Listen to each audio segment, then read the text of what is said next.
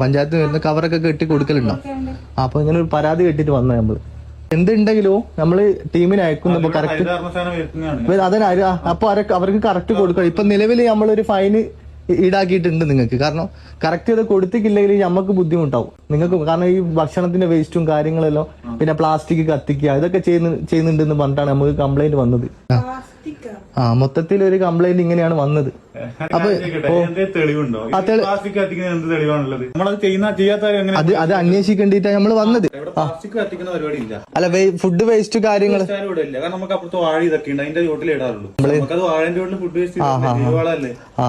വൈഷ്ണവി ഇവർക്ക് ഒരു ഇതിൽ ഇതിലൊന്ന് സൈൻ ചെയ്യോ? Happy birthday. സർപ്രൈസ് ആയോ? വൈഷ്ണവി അല്ലേ? ആള് മാറിയൊന്നുമില്ലല്ലോ. Okay happy birthday. ആരാ തന്നിട്ട് മനസ്സിലായോ? അതെ എന്താ പറയാ